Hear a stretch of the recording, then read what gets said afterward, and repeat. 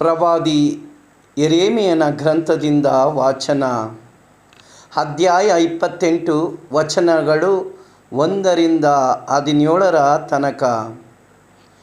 ಜುದೇಯದ ಅರಸ ಚಿದ್ಕೀಯನ ಆಳ್ವಿಕೆಯಲ್ಲಿ 4ನೆಯ ವರ್ಷದ 5ನೆಯ ತಿಂಗಳಲ್ಲಿ ಪ್ರವಾದಿಯಾದ ಅಜ್ಜೂರನ ಮಗನೂ ಹಾಗೂ ಗಿಬ್ಯೋನ್ ಊರಿನವನೂ ಆದ ಹನನ್ಯನು ಸರ್ವೇಶ್ವರನ ಆಲಯದೊಳಗೆ ಬಂದು ಯಾಜಕರ ಮತ್ತು ಸಕಲ ಜನರ ಮುಂದೆ ನಿಂತು ನನಗೆ ಹೀಗೆ ಹೇಳಿದ: ಇಸ್ರಾಯೇಲರ ದೇವರು, ಸರ್ವಶಕ್ತರೂ ಆದ ಸರ್ವೇಶ್ವರನ ನುಡಿ ಇದು.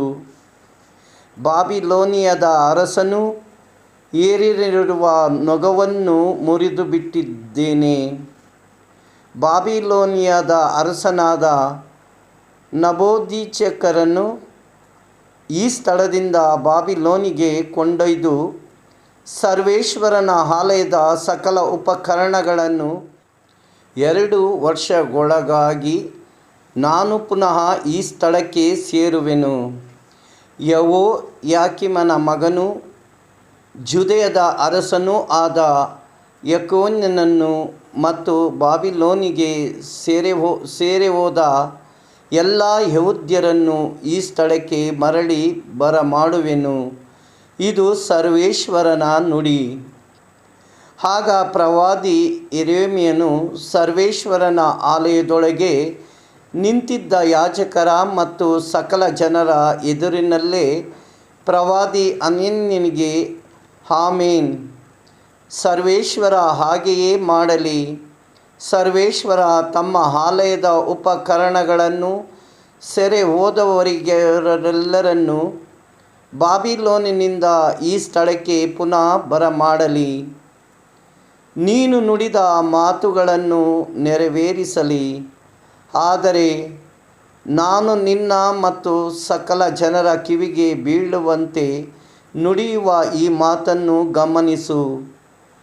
ನನಗೂ ನಿನಗೂ ಹಿಂದೆ ಪುರಾತನ ಕಾಲದಿಂದಿದ್ದ ಪ್ರವಾದಿಗಳು ಅನೇಕ ದೇಶಗಳಿಗೂ ದೊಡ್ಡ ದೊಡ್ಡ ರಾಜ್ಯಗಳಿಗೂ ಯುದ್ಧ, ಆಪತ್ತು ವಿಪತ್ತು, ಕಾಯಿಲೆ, ಕಷ್ಟ ಇಂಥವುಗಳನ್ನು ಸಾರುತ್ತಿದ್ದರು. ಹಿತ ಸಮಾಚಾರವನ್ನು ಸಾರುವ ಪ್ರವಾದಿಯೇ ಸರ್ವೇಶ್ವರನಿಂದ ನಿಜವಾಗಿ ಕಳುಹಿಸಲ್ಪಟ್ಟನೆಂದು ಅವನ ಮಾತು ಕೈಗೂಡಿದ ಮೇಲೆ ತಿಳಿಯತಕ್ಕದ್ದು ಎಂದು ಹೇಳಿದನು. ಆಗ ಪ್ರವಾದಿ ಹನನ್ಯನು ಪ್ರವಾದಿ ಯೆರೆಮೀಯನ ಹೆಗಲಿನಿಂದ ನೊಗವನ್ನು ತೆಗೆದು ಮುರಿದು ಹಾಕಿದನು. ನೆರೆದಿದ್ದ ಜನರೆಲ್ಲರ ಮುಂದೆ ಸರ್ವೇಶ್ವರನೇ ಹೇಳಿದ್ದಾರೆ, ಇದೇ ಪ್ರಕಾರ ಬಾಬಿಲೋನಿನ ಅರಸ ನಬೂಕದ್ನೆಚ್ಚರನು ಹೊರಿಸಿರುವ ನೊಗವನ್ನು 12 ವರ್ಷದೊಳಗೆ ಸಮಸ್ತ ರಾಷ್ಟ್ರಗಳ ಹೆಗಲಿನಿಂದ ತೆಗೆದು ಮುರಿದು ಹಾಕಲಾಗುವುದು ಎಂದು ಹೇಳಿದನು. ಇದನ್ನು ಕೇಳಿದ ಪ್ರವಾದಿ ಯೆರೆಮೀಯನು ಅಲ್ಲಿಂದ ಹೊರಟು ಹೋದನು. ಹೀಗೆ ಪ್ರವಾದಿ ಹನನ್ಯನು ಪ್ರವಾದಿ ಯೆರೆಮೀಯನ ಹೆಗಲಿನಿಂದ ನೊಗವನ್ನು ತೆಗೆದು ಮುರಿದು ಹಾಕಿದ ಮೇಲೆ ಸರ್ವೇಶ್ವರ ಯೆರೆಮೀಯನಿಗೆ ಹೀಗೆಂದರು: ನೀನು ಹೋಗಿ ಹನನ್ಯನಿಗೆ ಸರ್ವೇಶ್ವರ ಇಂತೆನ್ನುತ್ತಾರೆ, ನೀನು ಮರದ ನೊಗಗಳನ್ನು ಮುರಿದು ಬಿಟ್ಟಿರುವೆ. ಅವುಗಳಿಗೆ ಬದಲಾಗಿ ಕಬ್ಬಿಣದ ನೊಗಗಳನ್ನು ಮಾಡು. ಏಕೆಂದರೆ ಇಸ್ರಾಯೇಲರ ದೇವರು, ಸೇನಾಧೀಶ್ವರರೂ ಆದ ಸರ್ವೇಶ್ವರ ಮಾತಿವು.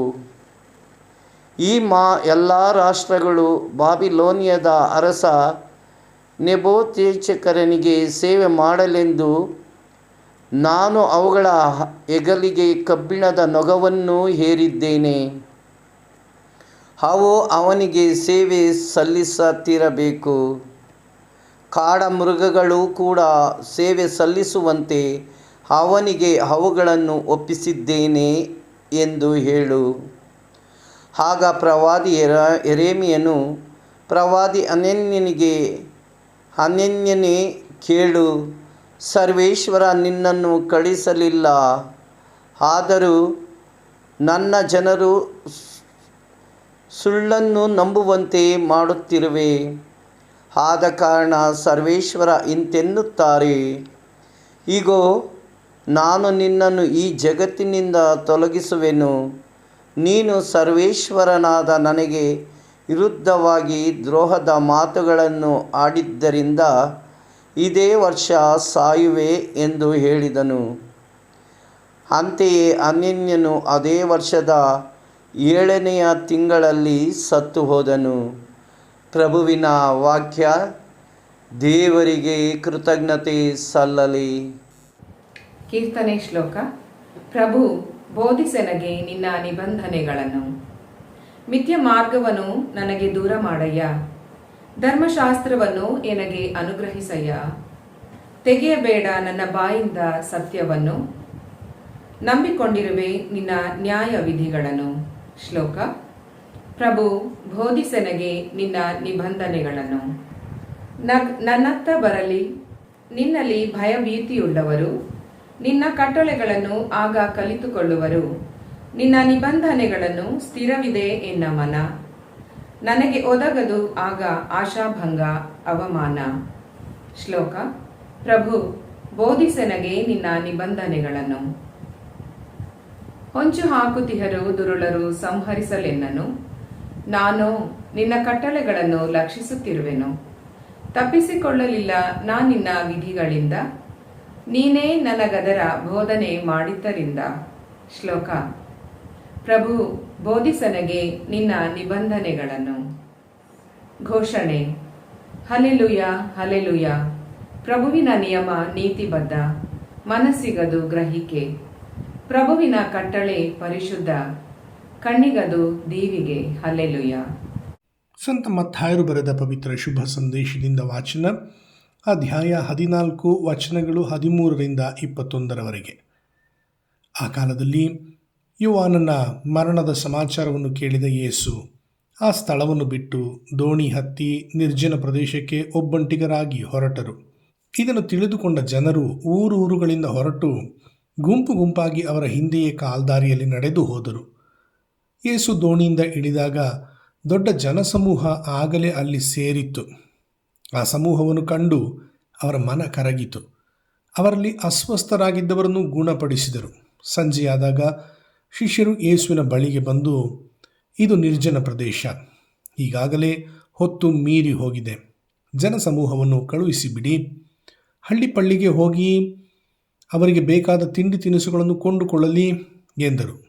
ಅದಕ್ಕೆ ಯೇಸು, ಅವರು ಹೋಗಬೇಕಾಗಿಲ್ಲ, ನೀವೇ ಅವರಿಗೆ ಊಟಕ್ಕೆ ಏನಾದರೂ ಕೊಡಿ ಎಂದರು. ಶಿಷ್ಯರು ಪ್ರತ್ಯುತ್ತರವಾಗಿ, ನಮ್ಮ ಬಳಿ 5 ರೊಟ್ಟಿ ಮತ್ತು 2 ಮೀನುಗಳು ಮಾತ್ರ ಇವೆ ಎಂದರು. ಯೇಸು, ಅವನ್ನು ಇಲ್ಲಿಗೆ ತನ್ನಿ ಎಂದು ಹೇಳಿ ಜನರೆಲ್ಲರೂ ಹುಲ್ಲಿನ ಮೇಲೆ ಕುಳಿತುಕೊಳ್ಳುವಂತೆ ಅಪ್ಪಣೆ ಮಾಡಿದರು.